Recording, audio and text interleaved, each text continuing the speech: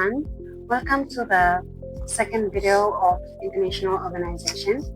So this video is basically to explain and evaluate how constructivism and liberalism describing the connection between two events, namely internal conflicts and geopolitics to international organization.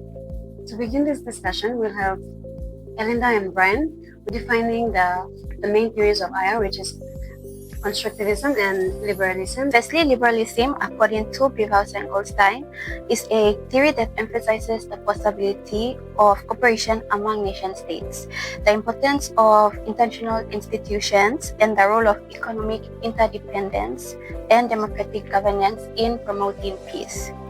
On to constructivism. It is a theory that focuses on the social construction of international politics in an economy. So it argues that the behavior of a state is shaped not just by material power, but also by ideas, identities, and norms of the people. Internal conflicts based on the framework from Goldstein and Pevehouse, they analyze as struggles within states or groups. So one classical example is Syrian civil war.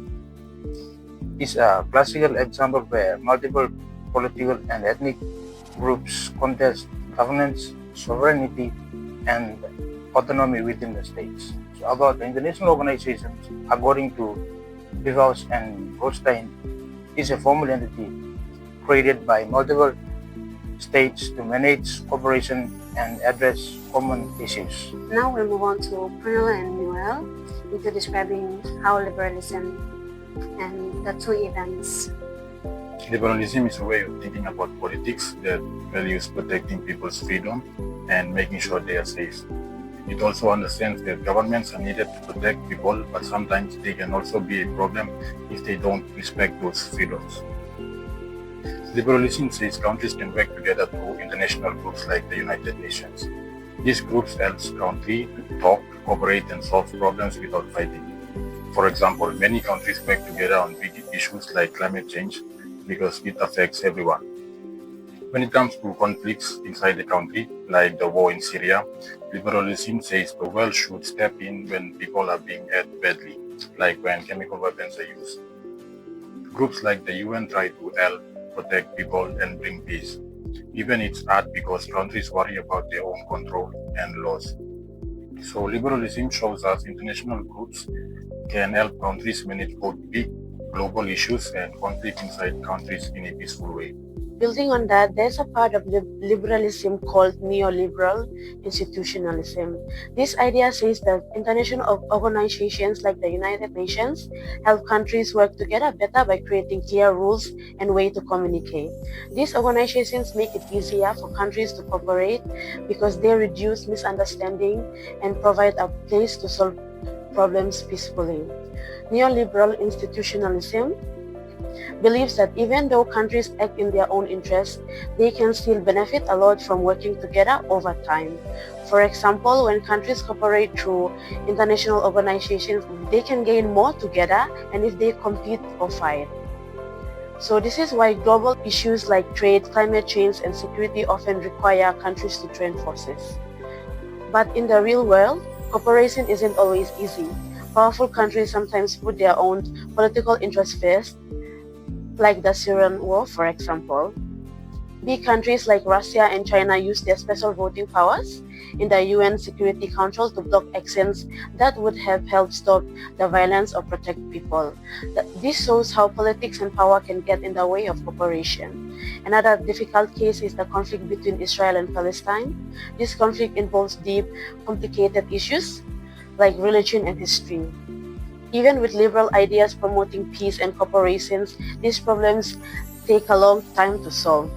Still, international groups like the Red Cross worked hard to help solve these issues. So, in summary, Neoliberal institutionalism gives us hope that countries can work together through international organizations to keep peace and protect people. But it also reminds us that political interest and power struggles sometimes make these efforts difficult.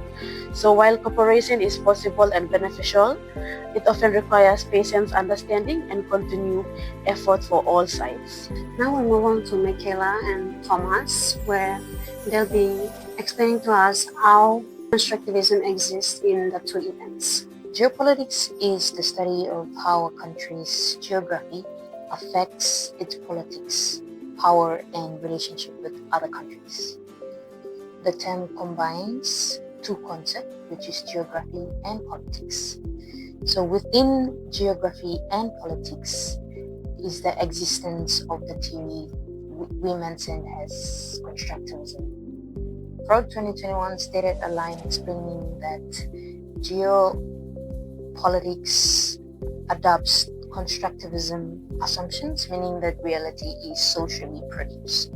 So in that idea, we say that constructivism provides the philosophy, and critical geopolitics shows that how this happens in practice through maps, boundaries, and geopolitical stories.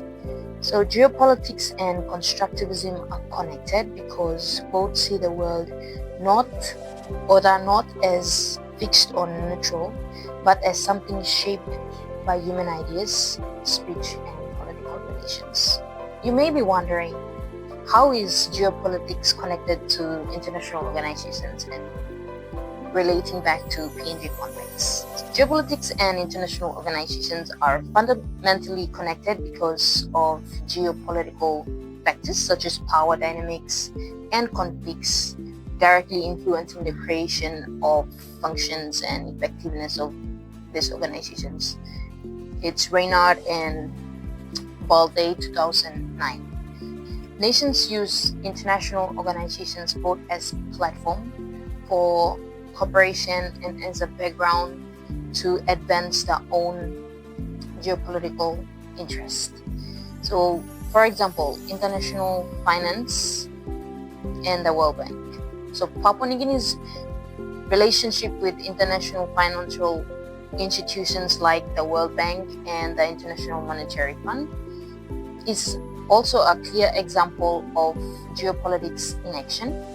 These organizations provide loans and technical assistance, but their programs often come with conditions related to economic governance and fiscal policies. How is constructivism related to internal conflict and IO in the Pacific region, or specifically PNG? So firstly, what are internal conflicts? According to Augusta University Online 2025, there are conflicts between two or more groups within a country.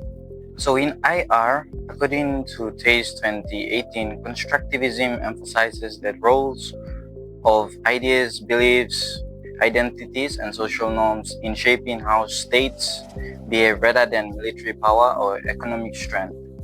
So going back to the question how they are related, how the theory is related to the event, we'll look at the example of Bougainville peace progress in PNG. So Carl and Garasu 2002 explains that the Bougainville conflict from 1988 to 98 arose from ethnic, cultural, and political tensions, and the 2001 peace agreement was shaped by ideas, identities, and social norms. When we look at identities and social norms, the recognition of Bougainvilleans' distinct identities and their desire for autonomy were central to the peace negotiations. We look at social interactions, dialogue, and reconciliation. Efforts helped reshape perception and fostered a shared understanding between conflicting parties. Moving on to regional influence, we look at IOs such as the Commonwealth Secretariat, the UN, and the PIF helps spread norms and support peaceful conflict resolution. So in short, constructivism in the Pacific region's internal conflict, in this case Bougainville peace process emphasized on identity, social norms, dialogue with IOs like the UN, PIF, and Commonwealth Secretariat, promoting peace conflict resolution. Thank you, Thomas and Michaela, for ending our discussion, giving us a more clear understanding on constructivism and the two events connected to IO and connecting it into the PNG context. For now, we have come to the end of our discussion, and see you next time.